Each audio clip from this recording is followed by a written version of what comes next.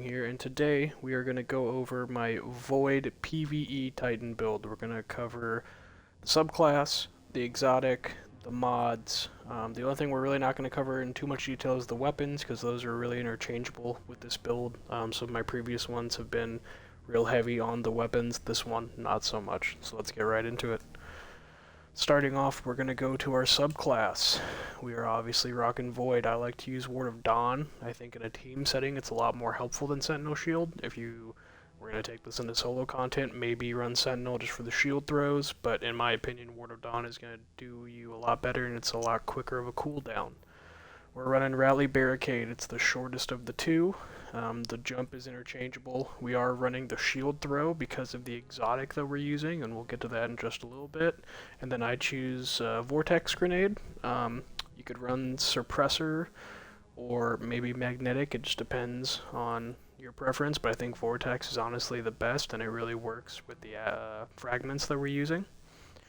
For aspects, we have Controlled Demolition. Hitting a target with a Void ability or Volatile Explosion will make them volatile. Further damage to a volatile target causes them to explode. Grants health when volatile targets explode near you and nearby allies.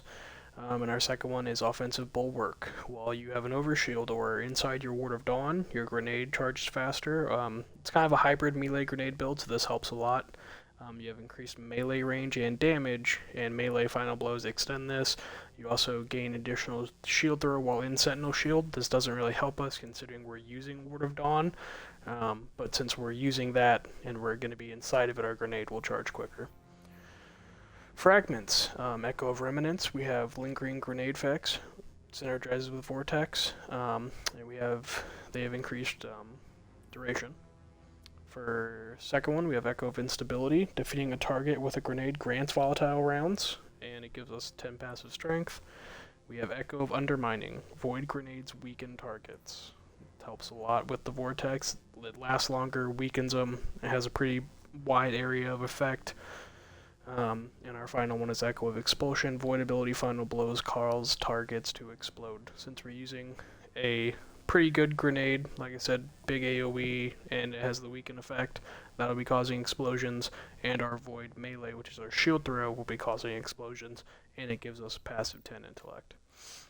Next, we're going to go to the armor. So, actually first, you know what, let's go to the exotic. Why not? We have our second chance, so you gain a second charge of your shield throw, and it has anti-barrier. So this is going to be your main source of anti-barrier. They did buff it a while back so that even in higher content it will break a shield in one throw, but just in case we have two.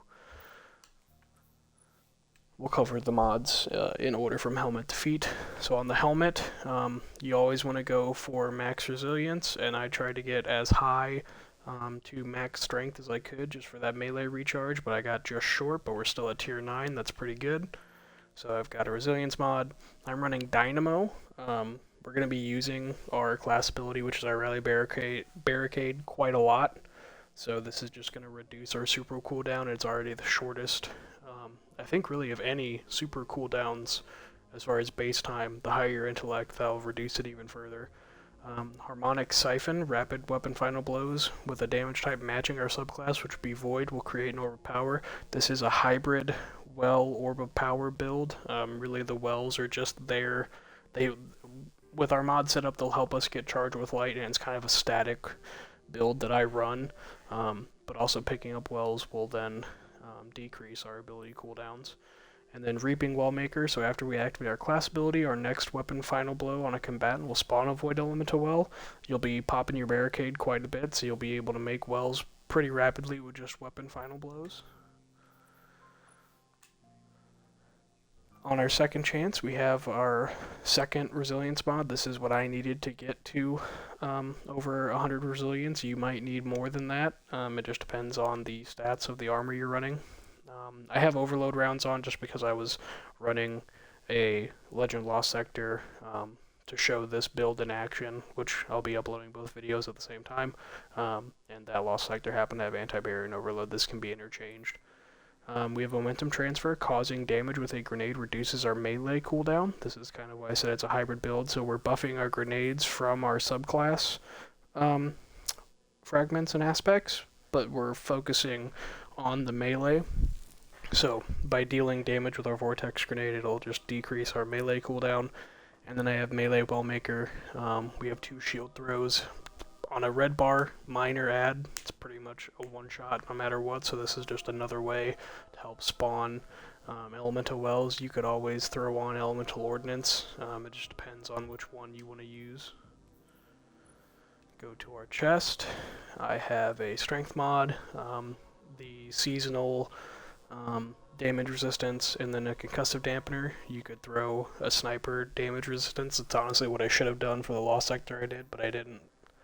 And then high energy fire, so while charged with light, gain a bonus to weapon damage. Consumes a stack when you defeat an enemy. You'll see why I have that on here in just a second. Another strength mod. Reduce grenade cooldown each time you pick up an overpower. We're not really creating too many orbs of power, but they are there. And then absolution. Reduce all ability cooldowns each time you pick up an orb. And then I have elemental charge, so by picking up an elemental well, we become charged with light. That's what we need to activate high energy fire. And then finally, on our mark, my last strength mod, distribution. Using your class ability on your targets will reduce all ability cooldowns. This is pretty helpful. We're going to be casting our class ability all the time. Adds fresh you all the time.